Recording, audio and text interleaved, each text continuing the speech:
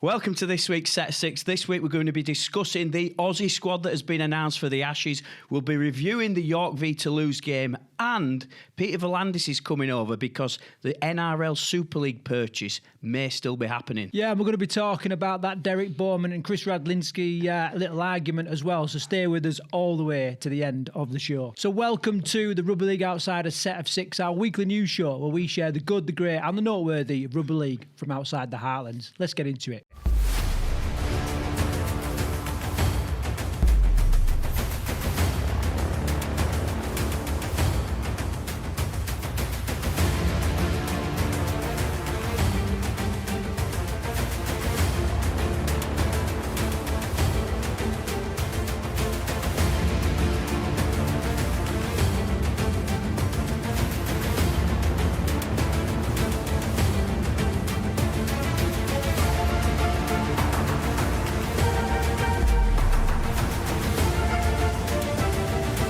Before we get started onto this week's episode, just let you know that it's sponsored by Pavida Teamwear, which is available at yourclubstash.co.uk. Pavida are a UK-based emerging teamwear company. They have a 2 to 4 week turnaround with bespoke designs, many of which are Polynesian. They provided these shirts, of which we absolutely love them. You can get a full store, everything from wooden spoons to your full kit and everything in between. So check them out if you're in the market for new club stash. The link is in the description below. Check them out. It's yourclubstash.co.uk.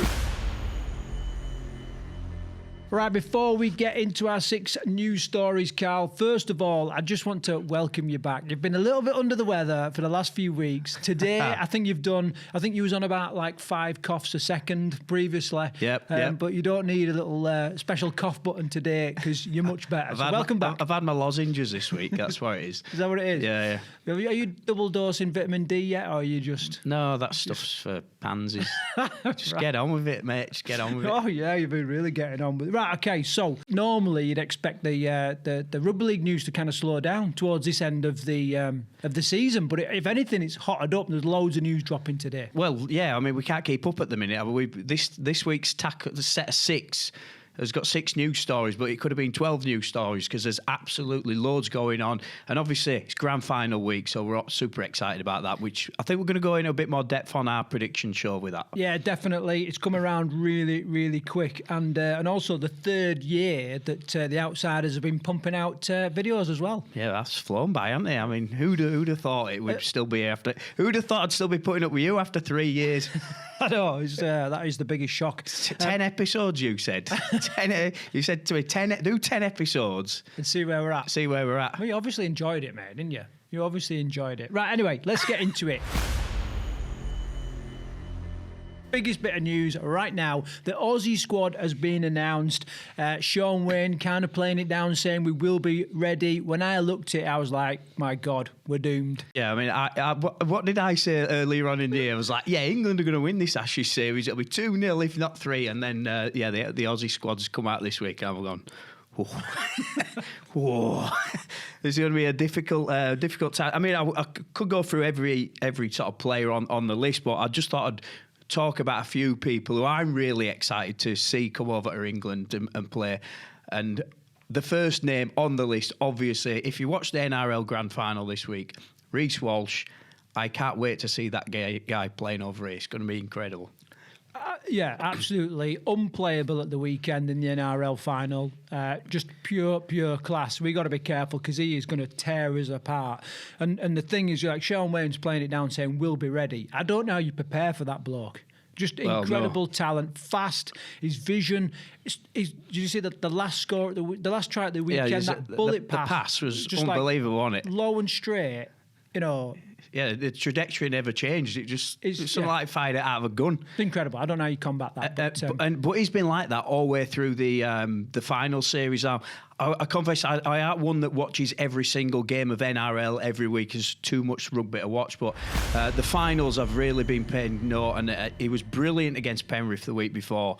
And this week he went up another level. So I can't wait to see him play. There's another debutant in the squad, though, who we've been talking about all year. I think we spoke about him at the start of the year because we couldn't pronounce his name. We weren't quite sure who he was, coming over from the rugby union, from the dark side.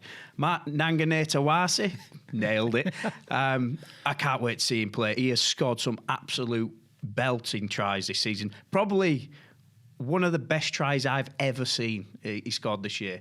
Yeah, he makes a living out of scoring impossible tries. Quite often, he's not even in the pitch. Well, he's out the pitch. Yeah, the try he scored when he hopped on one foot, kicked it, danced around the corner flag, and still beat the fullback to the ball. It was incredible. So, yeah, I can't wait to see him play. Breaking down the squad then. So, there are 4 Brisbane players, 4 Penrith players. They're the 2 sides most represented. As you would expect. Well, maybe no, because you'd expect a lot more Storm players, wouldn't you? Because they're putting a really spirited fight at the weekend as well. Only 1 Canberra Raiders player as well, which I've seen. I mean, Canberra have been at the top of the table most of the season. 8 backs, 4 half backs, 2 hookers, 10 forwards. Pretty well balanced side, I would have thought. I think the only area that he said the players may not all get a chance of being the halves. I'm picking 4 halves. I'm imagining he'll be. I mean, Cleary's going to start in it for a start, so they may not all play. Any others, Craig, that you're looking forward to watching? Or there's a couple. Harry Grant, I think, is just an epic player, so it's going to be amazing watching him. And whoever he comes up against, we're not quite sure who's going to be the hooker for England. Are we? We do. I know we're.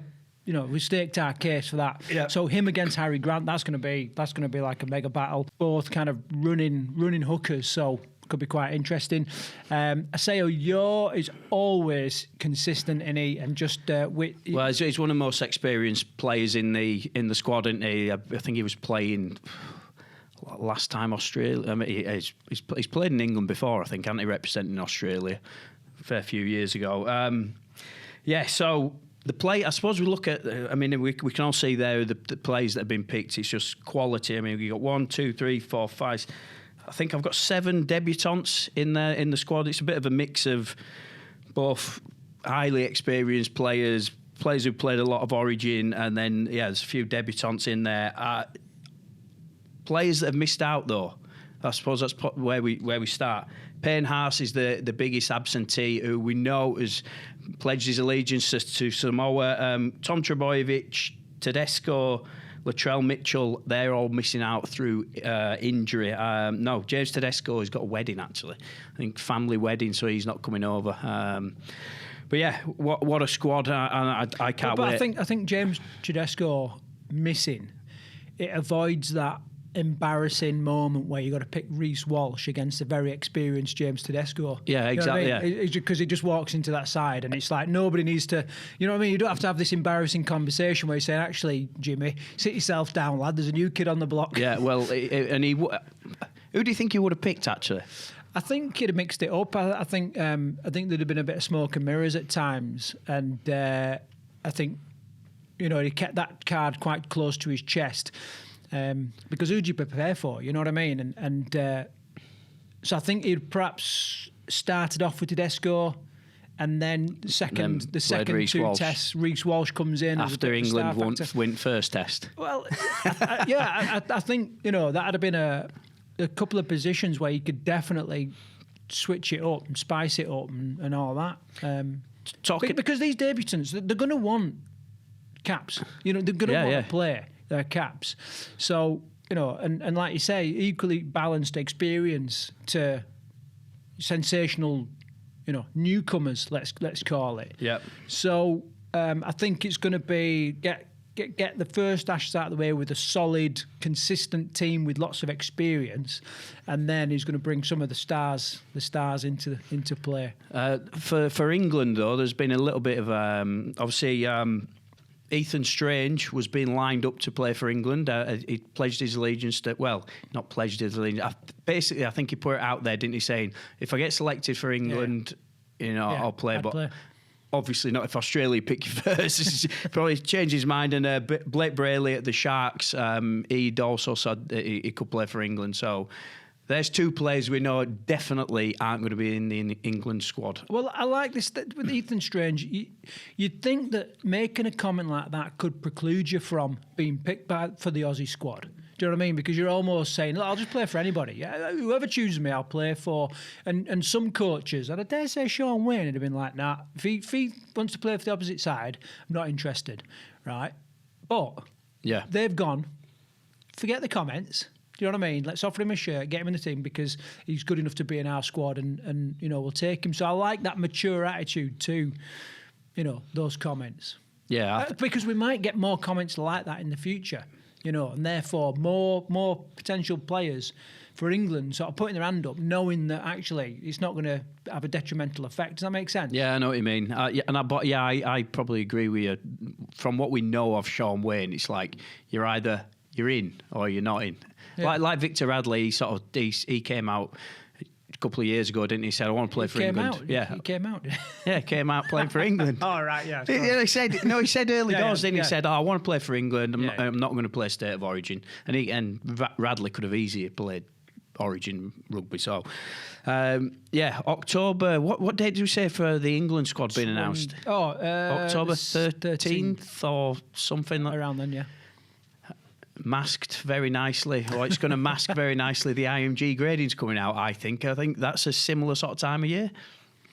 Yeah, it is. Yeah, I mean, we've not really spoke a lot about the IMG gradings in the run up to the back end of the season.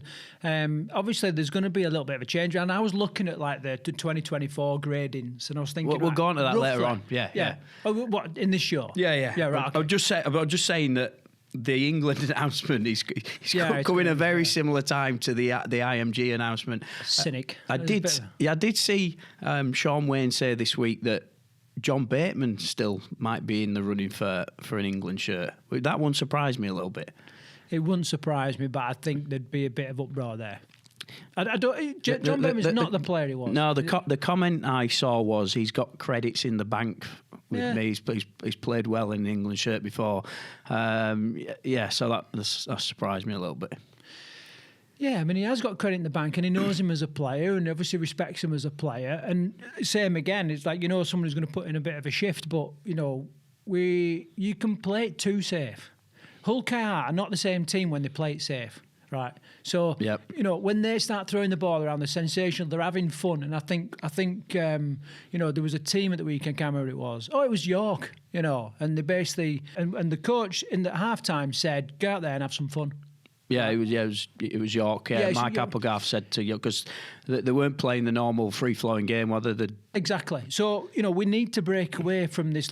Just be steady, be consistent. They've done a job. We don't need jobs done. We need massive efforts from and with this aging body, you know what it's like as you're getting older, Carl. You know what I mean? What are you on about? You lose a yard of pace. You don't roll with the knocks. You know what I mean?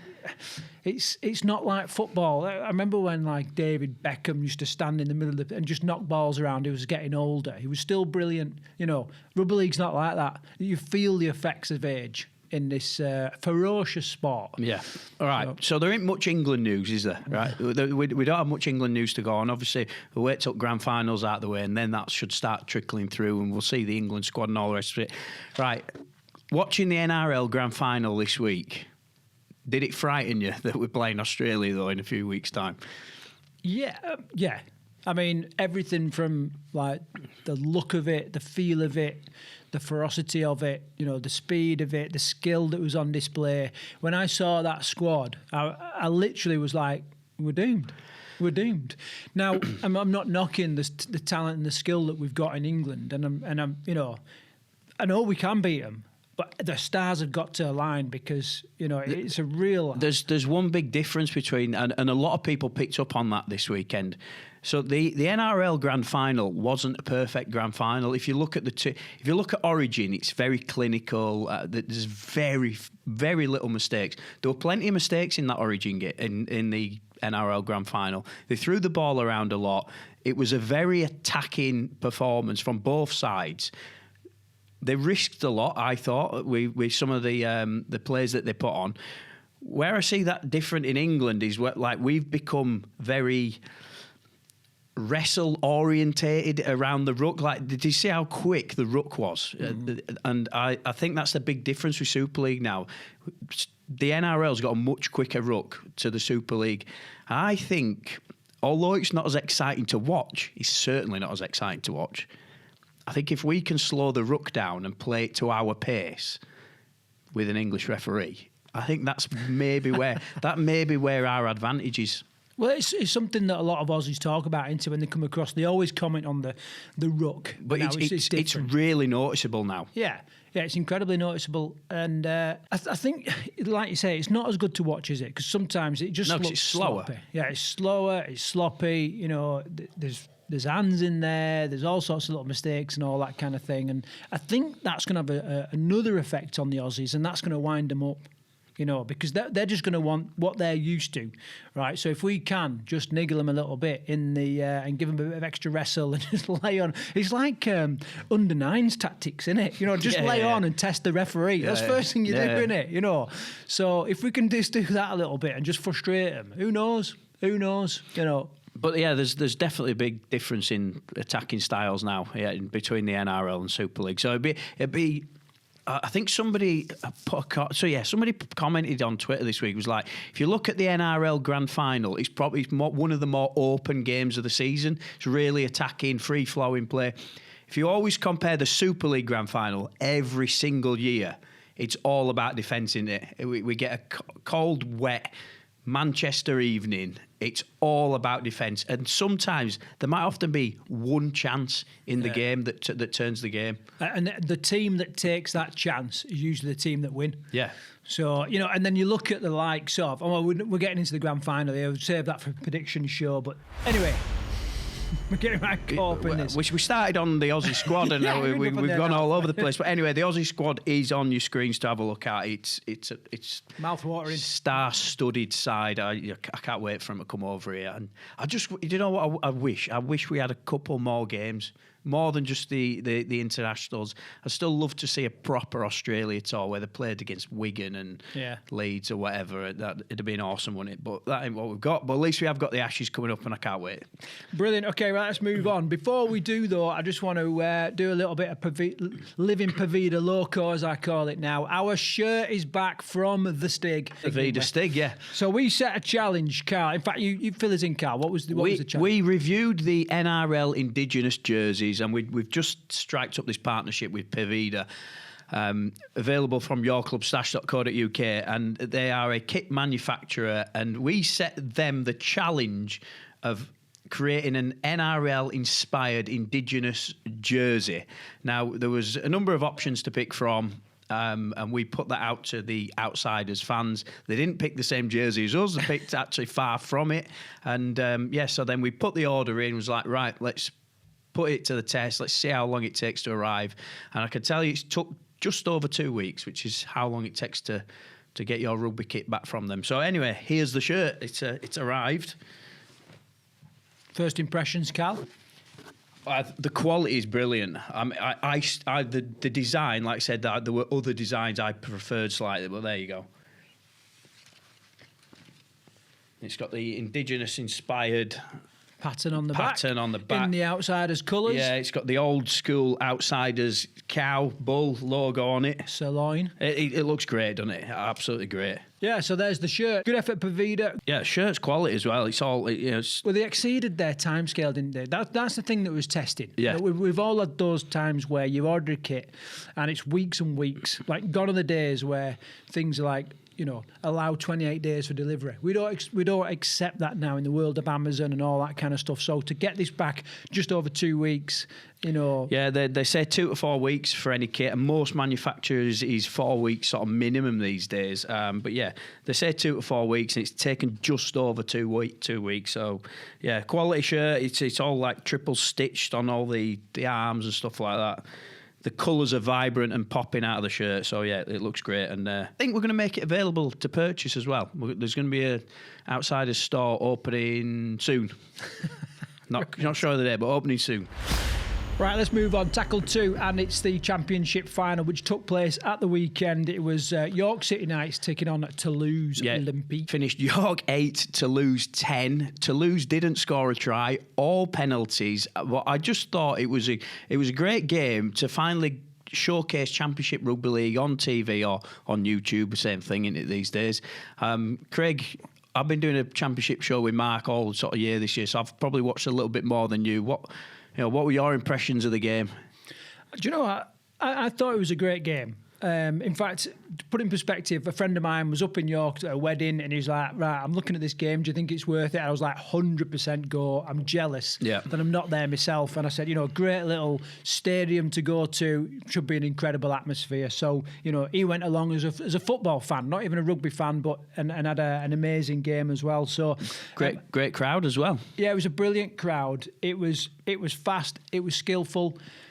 A dodgy call at the end, which was weird with that high tackle. Oh, the Don't high want to let tackle that get in the way. And also proof that we put a lot of emphasis on tries, but chipping away at the kicks can have a massive effect, especially when it's a close game. So, I really enjoyed watching this. Yeah, well, Toulouse have been one of those sides this year, and you don't quite know what you're always going to get with Toulouse. Like, sometimes they turn up steamroll sides, other times you get a really weak performance from them and they get turned over when you're not expecting. I just thought this was a really professional performance by Toulouse. I think York were clear favourites. York had been on a winning run of 20 games. They've been red hot since almost April. So York were clear favourites, but I thought Toulouse played a brilliant game. I watched them the week before Toulouse against Bradford. They had an awful first half. Turned it on in the second half, just got that over the line. But this was 80 minutes from Toulouse. And like I said, they didn't score, did they?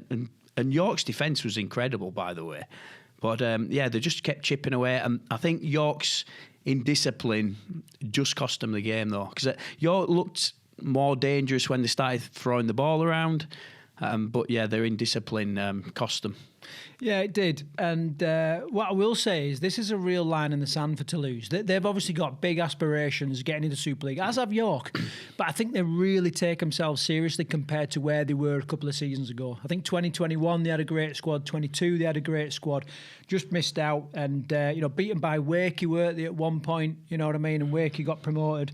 And but now they really take themselves seriously. They've got a lot of young talent in there. The squad that they had before was brilliant, but it was quite aging, ex-Super League players, a lot of them. Now they've got talent that have come through, young talent that could probably do a job in Super League. Well, you've only got to mention Ollie Ashelbot, who just had, he had an incredible game, didn't he? I really enjoyed watching him. He reminded me a little bit of a prime Sam Tompkins, and he looked dangerous when he hit the line this week. Yeah, he did, and right up until the point where his head got took off. got decapitated, didn't he? He didn't even get a yellow card for that. I was like, what's going to be a mitigating circumstances and all that here? And he was like, well, nothing. Let's just ignore it. Push it under the mat. No one will see it. No one will notice. Yeah, I think the ref completely missed that one. He had to admit. How can he miss that? I mean, but you touch judges. Everyone, they're all radioed up now. You know what I mean? Like, how was that? It was weird. That's all I'll say on it. And it would have been disappointing if the lad was sent off before, with a few minutes to go and all that kind of thing. But it stunk a little bit. I'm not taking anything away from Toulouse, no. But it was a weird one. I thought Hingaro and Harris, I think they had a solid game, but I think when it really was, the pressure was on in that last sort of 20 minutes of the game, and York had to find that try. I think they pushed it a little bit too much, came up with a few errors, and that was essentially how Toulouse ended up winning that game. I think that they just stuck the ball up the jumpers, old school rugby league, didn't they? And just trundled it up the pitch and just kept hold of it and played the percentage game. And I think that's why Toulouse came out on top.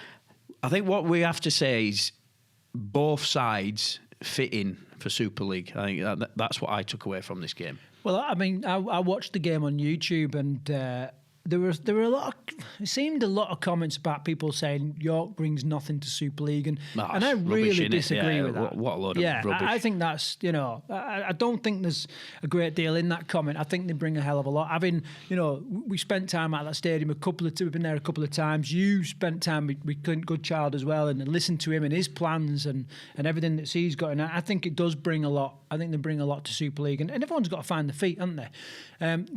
The introduction of another French side into Super League, I think it's got to be a good thing as well, especially when the NRL are coming across. We're going to talk about this later on, about talks potentially buying Super League and making it more global. Well, the way you make things more global is having other international sides, involved. So if you can get Toulouse in there. And the other thing as well, I'll be completely honest and transparent, I'd love a little trip to Toulouse. So, let's get that on the road. By the way, before we move on and talk about the IMG gradings and all that kind of thing, it's probably worth mentioning the other final that was on, the Women's Super League Grand Final. Wigan took on Saints, and Wigan came away with a 16 points to 12. So a couple of comments on that, and then we'll get back to the IMG gradings. Yeah, we spoke about the changing of the guard a lot, haven't we, in women's rugby? We sort of saw this coming last year with Dennis Betts' side, and they were sort of building for the future. And Wigan essentially a couple of years ago really pushed themselves into that top four, didn't they? And it was like, right, now we're going to see the next level of Wigan really try to push on for the title, and clean sweep this year. They've taken everything. It feels like it's the changing of the guard that we knew was coming, really. Well, I remember a comment that you made saying, is this the start of a very dominant era for Wigan? Because you look at the average age of that Wigan squad compared to Saints, who've been one of the standout teams in the last sort of probably 5-6 years. A lot of the Saints players are like 30s, mid-30s, and starting to retiring and stuff like that. The Wigan players are relatively young. So are they going to dominate now for the next few years? And I think there's a good chance of that happening. And I think it was smart what Wigan have done. They brought a few NRLW players over, didn't they, just to sprinkle them into the side. I think obviously the NRLW, we know how well that's going at the moment, and I think that's added a little bit more of a dimension to Wigan's side, and I think that's really helped them come up. It's worth mentioning Vicky Molyneux as well, incredible servant to the women's game in this country. I think it was her last game. What a way to bow out, winning all 3 trophies in one season. Last game, lifting the grand final trophy. Yeah, and she was happy enough to give us a bit of an interview as well on the side of the pitch not too long ago. So anybody that gives up a bit of time to chat to us, we're big fans of. So good luck in the future with that. One little talking point I think worth mentioning. I've seen this mentioned by a few people. The women's grand final, not a neutral stadium. What's your thoughts on that? Well, there's an even bigger talking point, and that's the referee was a Saints player up until about that. About 12 months ago. Yeah. So, all sorts. However, Tyra Jones was brilliant refereeing that game. Yeah. I thought she was really, really good at that. So no bias at all.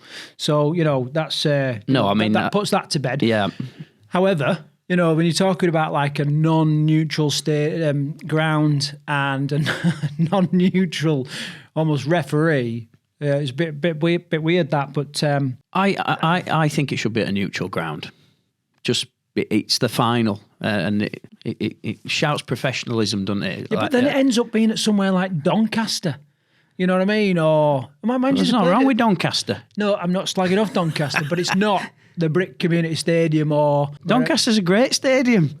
No, it's a great stadium. Is it? Doncaster would have been perfect. Really? Yeah, Doncaster would have been a perfect ground for the women's grand final. Oh well, I know what you're saying. It's not one of the... No, it's neutral. I think we probably hit nail on the head there, mate. Should have been at Doncaster. All right, there you go. Sorted that out for you, RFL. I'll put my invoice in the post. Right, back to York and Toulouse game then. And obviously, Toulouse, last year, 2024, IMG rankings were up there. They were like 13th place. They had all the 13s here, they had 13.33 points, I think it was. They were on, so Salford finished on 13.97. Right. They finished 12th in the IMG rankings. Yeah. Toulouse were on 13.58. Right. So we know Toulouse are picking up 0.25 points for this win in the grand final. So it did have huge significance, this final did.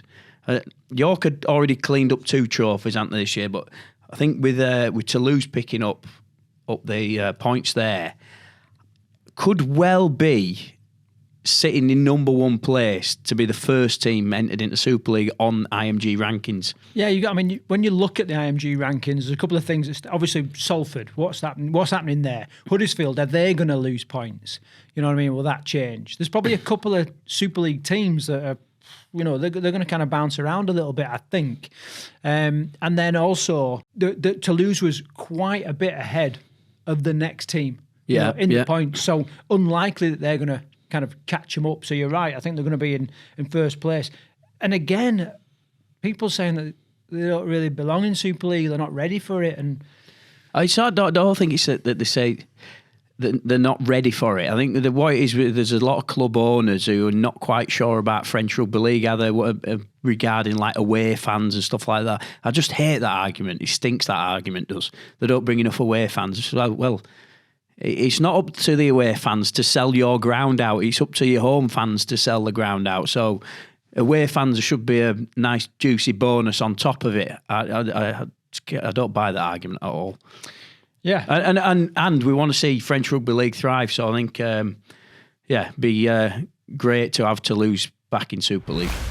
Brilliant. Okay, right, let's move on then, Carl, and tackle number 3. We haven't done this for a while, but we need to do it now, and that's a community rugby league catch-up with a bit of news coming out of the Southern England regional squad. Yeah, so the regional tournament took place 2 weeks ago, I think it was, between the East of England, London and the Midlands, and it was the best players all playing against each other, all fighting it out for a Southern England Lionhearts jersey is what it's called. The provisional squad has been announced. I'm going to bring it up on your screen now. These are all the players that have been selected. So we have got representation from Medway Dragons, Oxford Cavaliers, North Arts Crusaders, Brentwood Eels, Eastern Rhinos, Nottingham Outlaws, Telford Raiders, Elmbridge Eagles, London Chargers, Bedford Tigers, West Warriors, Coventry Bears and Hemel Stags. So those are the players that are in the initial squad. There is going to be a couple of training sessions before they whittle that down to the final squad. Yeah, and a big shout out to Dan Robinson and Liam Fussell from Telford, both selected. From the Raiders, both local to us. And Dan Robinson, friend of the show. If you haven't checked his podcast out, go and check it out. It's really heartfelt and very special episode, that. So good luck to them. Yeah, so the East of England, I think the teams has got a lot of players from the East of England. The East of England won the regional carnival. The results were London 12, the East 16, East 20, Midlands 8, and then the Midlands versus London finished 16 all. That all culminates then in a fixture on October the 11th. So England Lionhearts will play against an Australia-New Zealand Exiles side, which is going to be very interesting. It'll basically be Hammersmith Hills Hoist and the West Warriors versus the rest of the Southern England side. That'll be a tough game, though. That'll be a really tough game. Does that line up with... No, it's not quite lining up with the Ashes, is it? I mean, that would have been great if it had been the same weekend as the Wembley weekend. Curtain raiser. Yeah. And then they go to play Wales on October the 18th. All right, sticking with International Rugby League, a little bit of an announcement. We have former England international Chris Hill on the show in the next couple of weeks. We're going to be diving into his career in rugby league, what his next steps are in retirement. We're going to talk about that England game in the run-up to the Ashes, and as well as that, a little bit of a grand final review because we would have had the grand final then as well. So looking forward to that, Carl. Yeah, it's coming on next week, so it should be great. There's plenty of talking points, and I really want to do a bit of a deep dive into his career. I can't remember exactly how many international caps he's got, but just a mainstay on that England side, wasn't he? Was every year was in the squad. Great career at Warrington.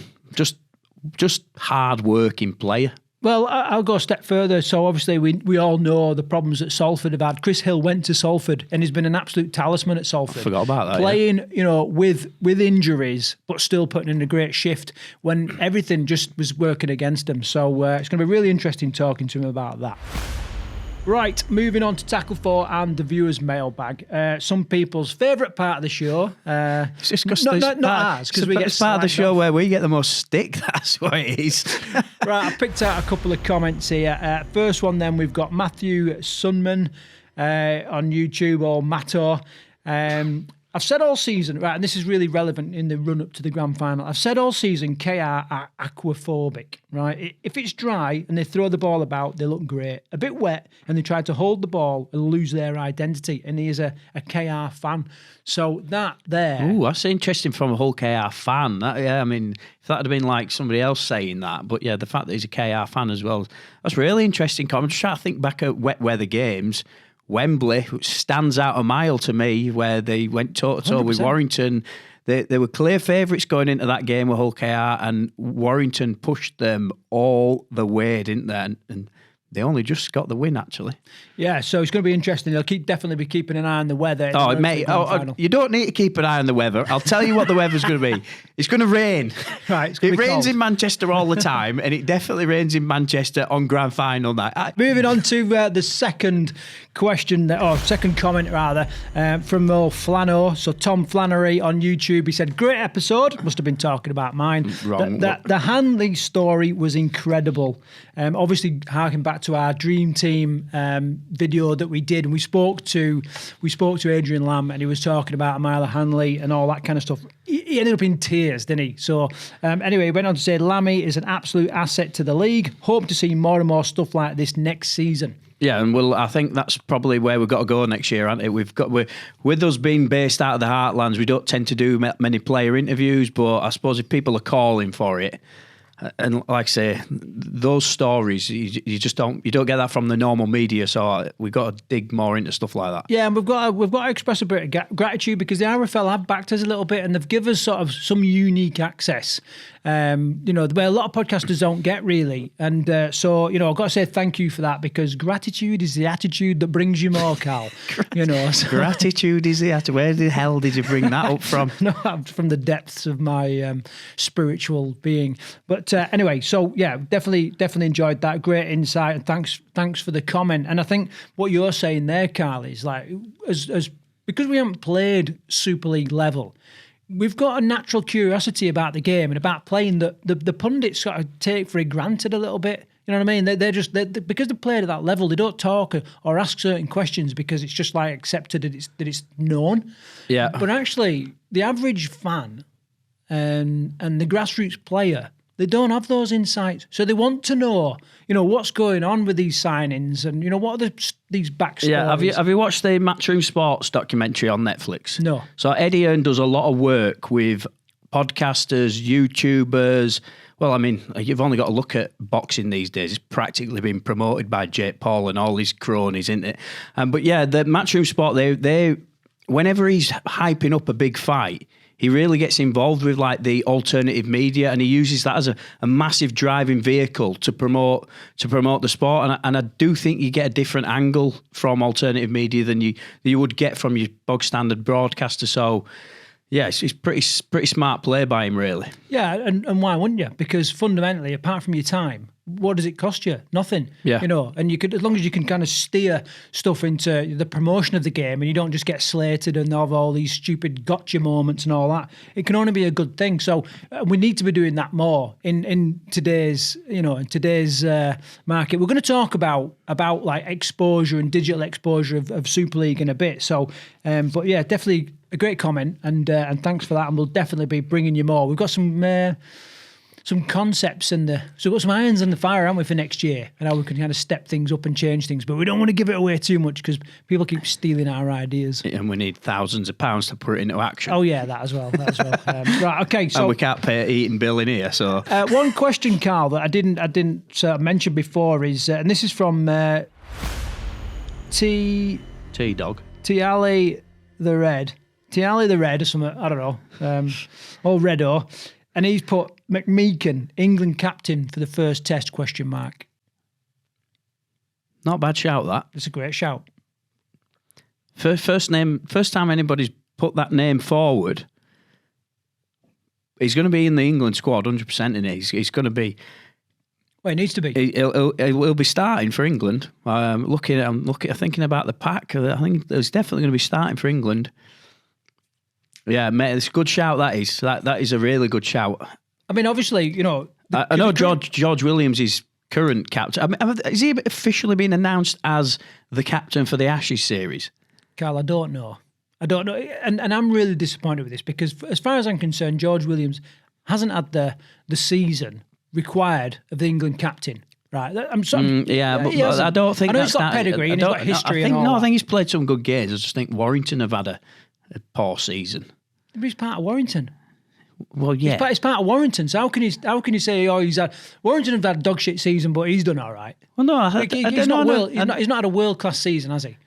You compare him. No, I mean, if you compare his seasons to when he was at like Canberra and stuff like that, yeah, he really was playing at the top of his game. I don't think he's had a bad season, but yeah, there is sometimes a bit of a case that you can only play as good as who you're playing with. I think you need to be a little bit light on him. But I know what you're going to say. It should be England captain this year. I'm pretty sure Sean Wayne's already got him nailed on team sheet, to be honest with you. Mm. We've mentioned that about 50 times this year. But no, Mike McMeekin is a good shout for... He's a hard-working player. He speaks well. He seems to be incredibly motivational towards his players. Experience. I'd have no problems with that. Yeah. No problems with that whatsoever. And you know what? I know this is nothing to do with the actual game, but having a Londoner Outsiders, as the England captain, it just sounds good. In all honesty, and I actually think it helps promote the game. Right, just moving on, we've got a little message to make to Thomas Wood, who had his 12th birthday last week, and we had a message from his mum, Donna Wood. Sadly, we missed it on the day, but I just want to do like a little bit of a belated shout-out, Carl, if you will, in a minute, just for this young fan of the show, watches every week. He's even got a Rugby League Outsiders hoodie, which kind of blows my mind that somebody would buy that, but he has. You're a fashion icon to 12-year-olds, is that right? That's it. So, Carl, if you've got a little message for Thomas... Yeah, happy birthday, Thomas. Happy belated birthday anyway. I hope you, and I'm assuming he watches us on TikTok. So happy birthday.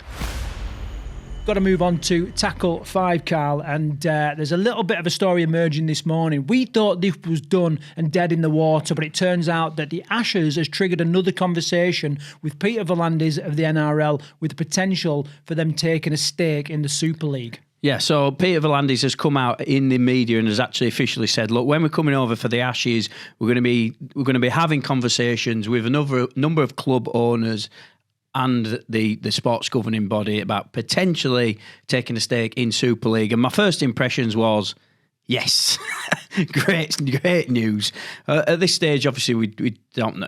There's nothing been decided. I think we were all a little bit... We were all a little bit excited, weren't we, at the start of the year when Vegas happened. Everything seemed so positive with like the sport just being put on this world stage. There was talk of the NRL coming in and purchasing a stake in Super League, and we was like, "This is brilliant." And then the wheels fell off at the governing body a little bit, didn't they? And we all know what's happened this year. People incoming, people outgoing. It's all sorts of mudslinging happened, didn't there? And it all went quiet, didn't it, with the NRL? So the fact that they've sort of said now is that they're looking at it again, for me, is great news. Yeah, so you're seeing this as a good thing. I mean, I know there's a few people out there that don't see it as a good thing. They think, become like a feeder league for the NRL and all this kind of stuff. But fundamentally here, we're talking about raising the profile of that entire game and taking it global, which you're a massive globalist, let's call it that way. Well, sport has to be global these days to succeed. You've only got to look at like the sports that are really thriving. They've all gone global, haven't they? Even like tennis and the NFL is now branching out. Darts is going global, isn't it? I mean, you haven't got to look at Saudi import. The sports that they're taking over at Saudi Arabia at the minute. They just, I don't think sports can survive anymore just being in one country. And I think V'landys recognises that with the NRL. It's like it's all good and well having a thriving competition in Australia, but essentially the sport's not going to survive forever just being in Australia. It's got to really branch out globally. And he's kind of said, look, we need a strong Super League. We need a strong British game to help grow the sport internationally. And yes, good news. So looking in then at the Super League from the outside now, what would you say Peter V'landys can see in the Super League right now, which makes it an interesting prospect? Well, I can give you some numbers like what RFL Commercial have released this year that we know. It's easy to, whenever we talk about like the NRL taking a stake in Super League, people like they rubbish the sport a little bit in this country, and it's like, oh yeah, we're desperate for him to take over because it's dying in this country and everything's going. And they just look at all the negative headlines. If you look at all the positives that are going on this year, so total attendance in 2025, the average attendance is 10,044, and which is a 1.62 million attendance across the board, and that's up 10% on 2024.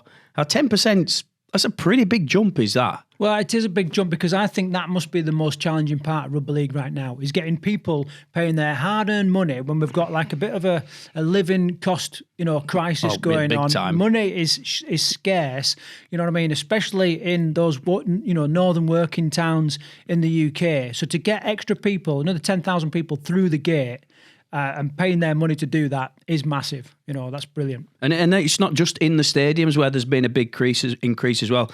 Broadcast views are up 50%. That's absolutely, I mean, when you talk about getting a new TV deal, a 50% increase, absolutely mega, isn't it? And then if you look across digital, and this is where I think Super League's really made some big strides this year. Across digital, engagement has been 5.6 million. That's up 27% on 2024. Impressions, 278 million. That's up 83% on 2024. And then videos viewed, 152 million. That's up 95% on last year. So digitally, the sport has grown massively this year. Yeah, and I still think they've got room to improve on that. I don't think we're quite there yet. No, I don't even think they've scratched the surface with the potential the sport has digitally. So what about, obviously, that's the digital stuff, that's the media stuff. And by the way, that's on the back of some pretty mediocre mainstream, media coverage as well. Some of the BBC coverage has been terrible. Yeah. Sky hasn't been great at times. I mean, we had one game that just sort of flicked from one, he was watching one game. Yeah, one game to the other. Yeah, game, I know. Halfway through. So there's been those issues as well, which has been a bit frustrating at times. But there has been real competition on the pitch as well. And that helps, doesn't it? You've got new LKR at the top of the table, most consistent team this year. So they're new to sort of the top end of the table. Lee have cemented their place up there as well. It's been highly competitive.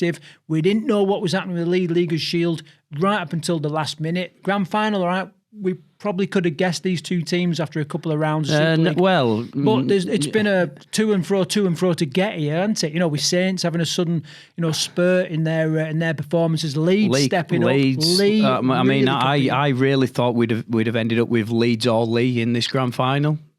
In all honesty, so yeah, the competition on the pitch has been fierce this year, and that's all backed up with what's happening digitally and viewing figures as well, and attendance figures. So yeah, you can understand why Peter V'landys is intrigued and his ears are pricked up when he's seeing these numbers. Well, we're not done yet either, because we've got the Ashes series as well at the end of the year, and that's going to be another load. It's going to be the biggest thing that's happened in British Rugby League in the last 20 years. This is going to be bigger than the World Cup. 100% it's going to be the big. Certainly for the profile of the sport, it's going to be absolutely massive. Talking about Peter V'landys as well, is the introduction that the World Club Challenge is back for 2026 as well. We don't know where. That's broke this morning, hasn't it, that news? We don't know, what's kind of happening with that, but that's super exciting as well. I hate using that super. It's dog shit, innit? Like people like that, it's super good, it's super, YouTuber though, aren't you? Come on. Right. You got to speak like an American every now and then. So World Cup Challenge, good thing, Cal? Oh, of course it's a good thing. It's the pinnacle of the game, in my opinion. The two best sides in the world going up against each other. And it's an area of the sport I don't think we've capitalised on yet.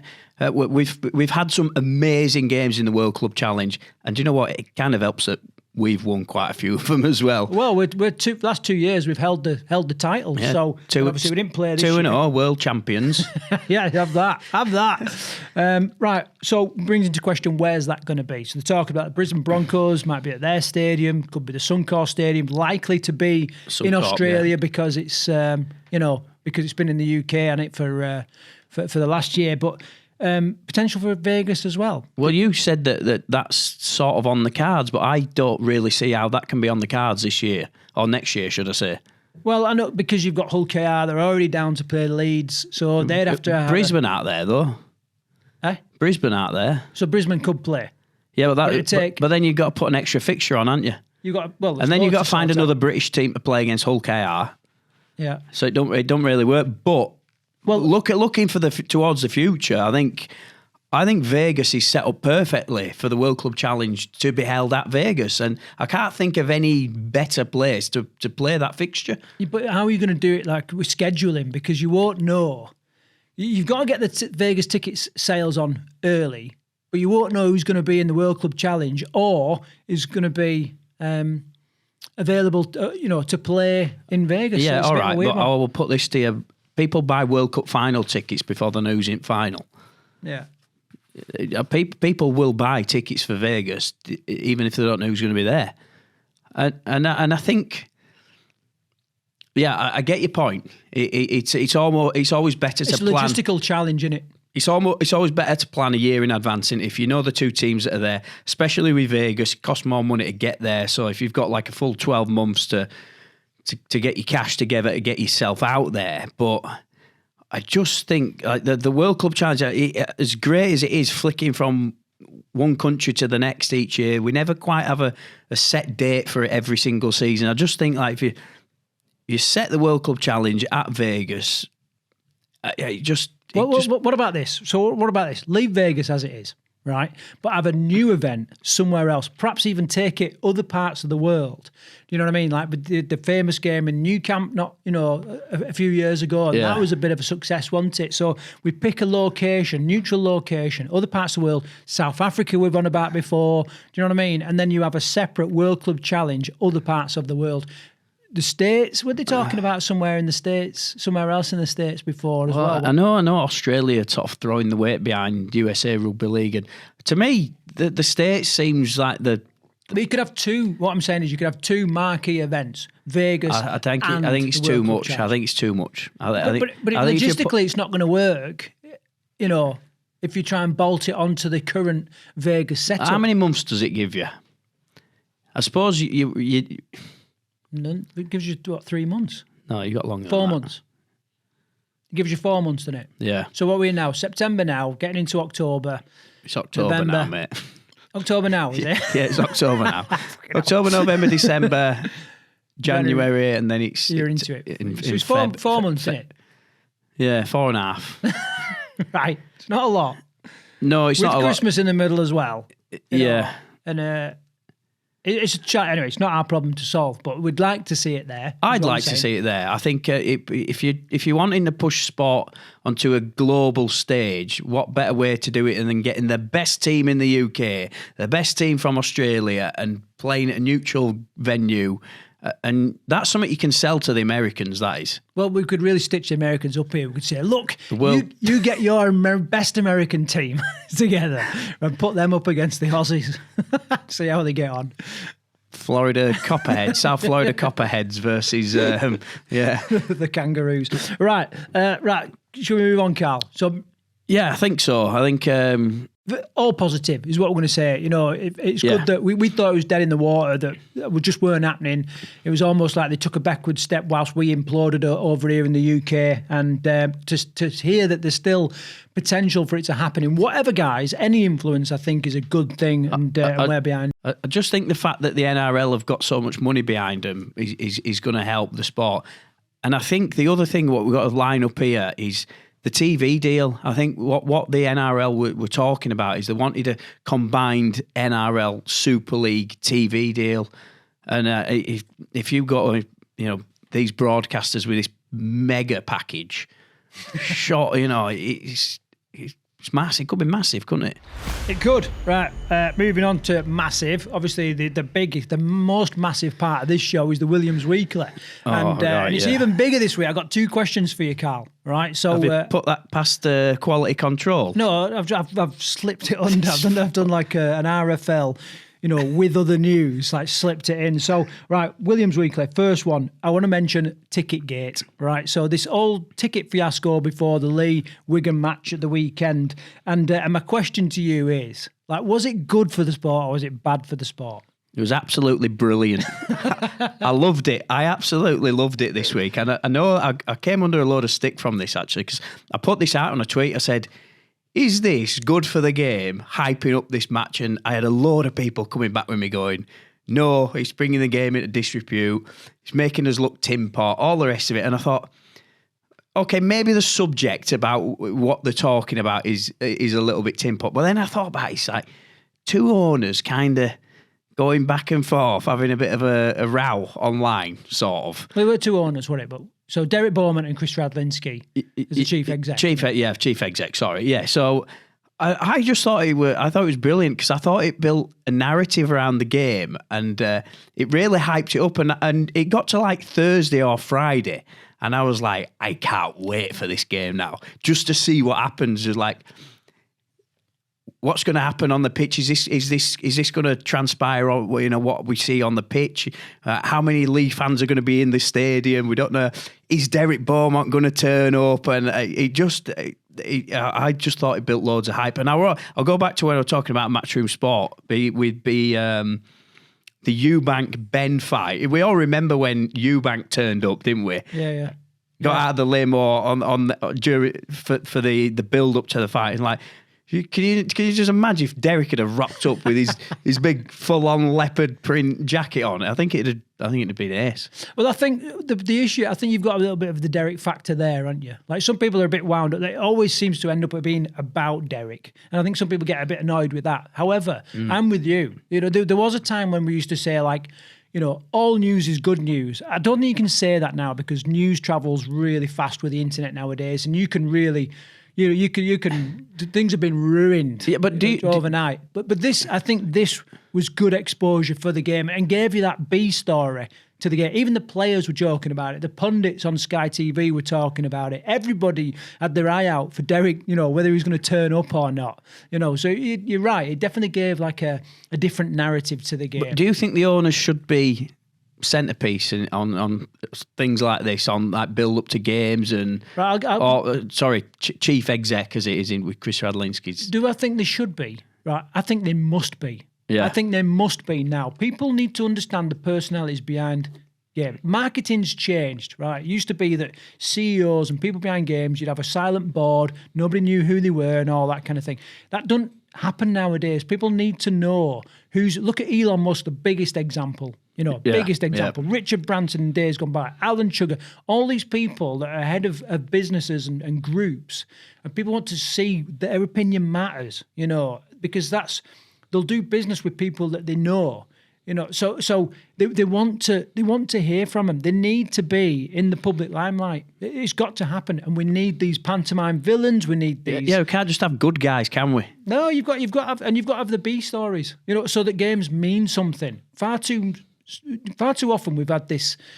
It's just business as usual and all that kind of stuff, and that's crap for engaging fans. We've gone. I think we're a little bit too much like Premiership football now.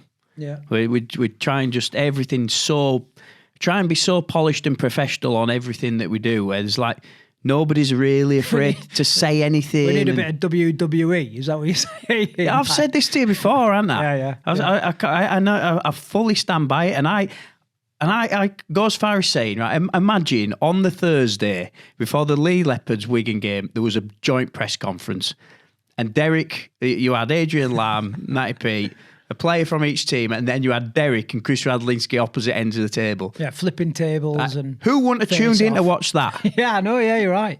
I'm quite happy to host it, mate.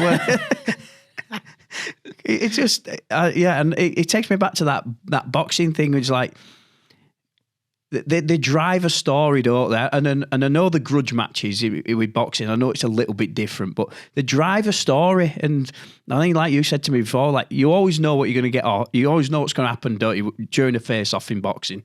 It makes for a more interesting bout, doesn't it? Because you've had this big run. And some people play it to a T, don't they? You know what I mean? Yeah. And Derek Chisora, he knows what he's doing. He throws a table over, or Conor McGregor, mate. Conor absolute beast at it. Yeah. So, well, all of them, they just know it's part. They've got to sell tickets, haven't they? That's the issue. They're the people in the fight and around the fight team. They've got to sell tickets, and I think if we had a little bit more of that in rugby league. You know, it's all right having like Bevan French, Mr. Nice Guy. But the best thing Bevan French has said all year is when he went, oh, yeah, but I'm an Aussie. I know where I'm going to play for England. Right, he should have leaned into that. Yeah. They should have leaned into it, you know. But anyway, can I move on to my second question, Carl? Yeah. But my second question. This one that hasn't been authorised, go on. Right, so going back to the NRL Grand Final, they had the old Ujimi Bob Swims. Teddy Swims doing the pre-match entertainment, right? And it was like a mixed bag. Some people thought it was great. Other people thought it was terrible. What did you think of it, though, Craig, being a master of music? I thought he had a great voice, but I don't like anybody that turns up with a leather jacket, badges, and a kilt on, right? As soon as you turn up, and tattoos all over your face, that just screams, never going to get a job in my life, right? So I think you're a little bit old-fashioned there. Yeah, well, I can't get around that, right? So tattooed face, I mean, come on. But he had a great voice. He had a great voice, right? Great voice. But whether it got like the crowd inspired and worked up and all this kind of stuff. Anyway, I saw a comment and it was like, Teddy Swims, more like Teddy Drowning, right? So, and he said, this is not footy music. And so my question to you is, and you love your music, don't you? Right? What is footy music? Like when we come to the grand final, obviously we've got some.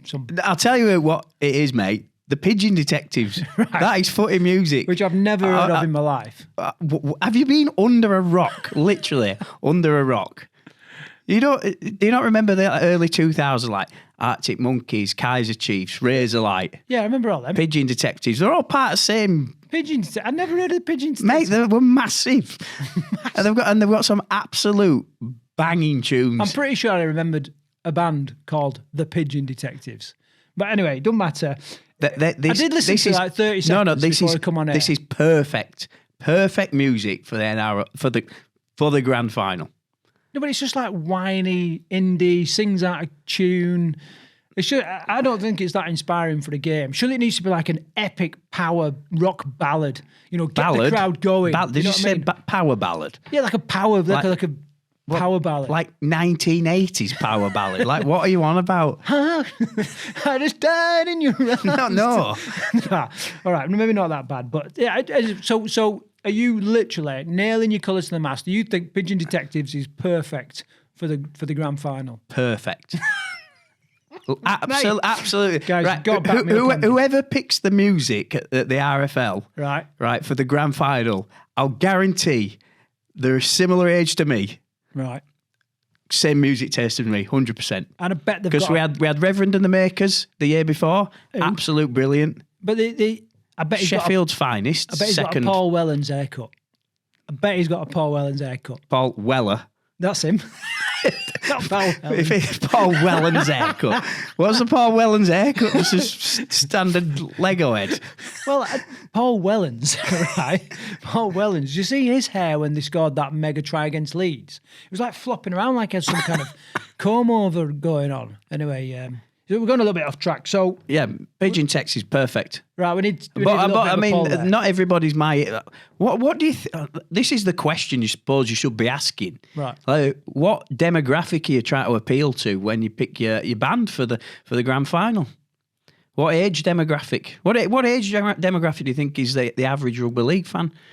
I don't know if you can. I mean, do you think there's got to be percentage? There's got to be percentage of this many people between this age range, and that we have this many but students I think watch. it's always been like a pretty inclusive crowd, isn't it? Like my wife, she'll look at the crowd and she'll always comment saying, "I love the fact that there's kids there, there's loads of women there, Yeah, you don't there's get all that in different football, ages." yeah. No, you don't. So I don't know if there is a bracket. There must be a bracket, of course there is, but I don't know what that bracket is. Really enjoyed recording this show. What's your look forward for on the channel this week? We've got the big grand final preview show, predictions show, however you want to put it. So we're going to do our prediction show on the grand final. We're going to look at the teams a little bit more depth than we usually do and discuss the two semi-finals. And then obviously we've got Chris Hill to look forward to coming on next week's show. Yeah, so like I said, we're going to talk about his time with England. We're going to talk about his time. We're going to obviously do a review of the grand final because it would have been played by then. Warrington. Also talk about his time at Warrington, Salford, and also talk about what he's up to in